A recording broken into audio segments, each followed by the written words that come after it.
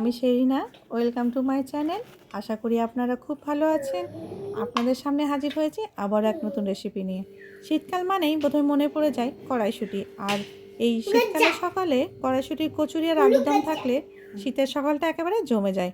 তাই আর দেরি না করে ঝটপট বানিয়ে ফেললাম কড়াইশুঁটির কচুরি আর আলুর দম। চলুন রেসিপিটি দেখে নেওয়া যাক। এখানে আমি ময়দা নিয়ে নিয়েছি 2 কাপ মতো। 2 চামচ দিয়ে দিচ্ছি সুজি, আর ময়ানের জন্য দিয়েছি একটু লবণ, চিনি আর সাদা তেল দিয়ে বেশ ময়দাটা ভালো করে মেখে নিচ্ছি। আর উষ্ণ গরম জল দিয়ে আমি একটা সফট ডো বানিয়ে নেব।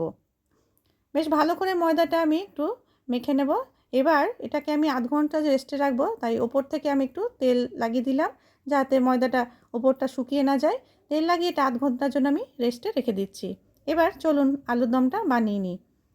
এখানে আমি ফোড়নে দিয়ে দিয়েছি শুকনো লঙ্কা আর গোটা গরম মশলা, তেজপাতা, আর দিয়ে দিয়েছি আদা কাঁচা লঙ্কা বাটা, আর 2টো টমেটো মিডিয়াম সাইজের আমি পেস্ট করে রেখেছিলাম, সেটাও দিয়ে দিলাম এর মধ্যে। এবার স্বাদ মতো দিয়ে দিলাম লবণ, হলুদ, কাশ্মীরি লাল লঙ্কা গুঁড়ো, ধনে গুঁড়ো, জিরে গুঁড়ো, আর দিয়ে দিব একটু স্বাদ মতো চিনি। দিয়ে মশলাটা বেশ ভালো করে আমি কষিয়ে নেব। অন্যদিকে আমি 5-6টা কাজু বাদাম আর 2 চামচ টক দই পেস্ট করে নিয়েছি, সেটাও আমি এখানে দিয়ে দিচ্ছি।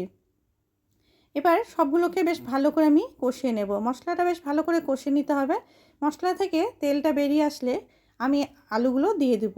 আলু এখানে আমি হাফ একটু সিদ্ধ করে রেখেছি, পুরোপুরি সিদ্ধ করেছিলাম না, হাফ সেদ্ধ করা আলু এবার এর মধ্যে দিয়ে বেশ ভালো করে মশলার সাথে মাখিয়ে কষিয়ে নিচ্ছি আমি।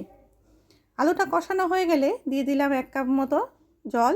এবার যেহেতু আলুটা সেদ্ধ আছে আগে থেকে, হাফ আছে, এবার বেশিক্ষণ লাগবে না। 10 মিনিটের জন্য আমি ঢাকা দিয়ে দিয়েছিলাম। 10 মিনিট পর দেখুন আলুগুলো আমার নরম হয়ে গেছে একেবারে, গ্রেভিটাও বেশ সুন্দর হয়ে গেছে, টেনে এসছে। এবার আমার আলুর দমটা রেডি হয়ে গেছে। নামানোর আগে দিয়ে দিচ্ছি ধনেপাতা কুচি, কাঁচা লঙ্কা আর ভাজা গুঁড়ো মশলা দিয়ে বেশ আলুর দমটা আমি পুরো মাখিয়ে নিলাম। এবার আমার আলুর দম রেডি। চলুন এবার কচুরিটা বানানো যাক। কড়াইশুঁটি আমি এখানে গরম জলে দিয়ে দিয়েছি, একটু সেদ্ধ করে, হালকা সেদ্ধ করে আমি মিক্সারে পেস্ট করে নিয়েছি। ফোড়নের তেলে দিয়ে দিলাম কালো জিরে আর আদা কাঁচা লঙ্কা বাটা। এটা দিয়ে একটু নেড়েচেড়ে দিয়ে দেব সেই কড়াইশুঁটি বাটাটা। কড়াইশুঁটিটা একটু মিহি করে পেস্ট করবেন, দানা হয়ে থাকলে বেলার সময় কিন্তু ফেটে যাবে। আর দিয়ে দিচ্ছি স্বাদ মতো লবণ আর একটু সামান্য চিনি। কড়াইশুঁটির এবার বাটাটা এইভাবে নাড়তে থাকতে হবে। এর মধ্যে যে এক্সেস জলটা আছে এক্সট্রা, সেটা শুকিয়ে যাবে। এটাতে আপনারা 1 চামচ ছাতুও দিতে পারেন ড্রাই করার জন্য, খুব তাড়াতাড়ি ড্রাই হয়ে যাবে। ঠিক এইভাবে আমি পুরটা বানিয়ে নিলাম। এবার ময়দাটা আধ ঘন্টা রেস্টে রাখার পর এবার ভালো করে হাত দিয়ে একটু মেখে আমি লেচি কেটে দিলাম।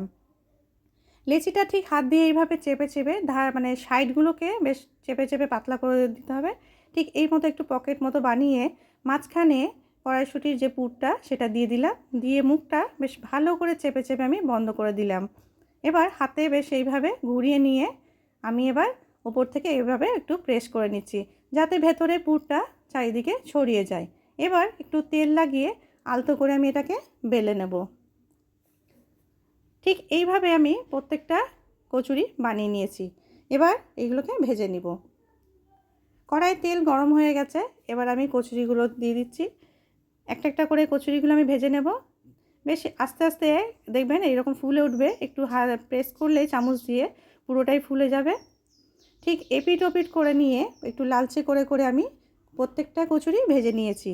কচুরিগুলো যেহেতু আমি সুজি দিয়েছি বেশ একটু ওপরটা ক্রাঞ্চি হয়েছে, আর সবগুলোই আমার বেশ ভালোভাবে ফুলে গেছিলো। কচুরিগুলো আমি এইভাবে সবগুলো বানিয়ে নিলাম। বাজারে এখন অনেক কড়াইশুঁটি পাওয়া যাচ্ছে। রেসিপিটি দেখে আপনারাও বানিয়ে ফেলুন তাড়াতাড়ি, আর আমাকে অবশ্যই কমেন্ট করে জানাবেন কেমন হয়েছে। ভিডিওটি ভালো লাগলে লাইক শেয়ার সাবস্ক্রাইব করতে ভুলবেন না। আবারও হাজির হব নতুন কোনো এক রেসিপি নিয়ে। ততক্ষণে ভালো থাকবেন, সুস্থ থাকবেন। Thank you for watching.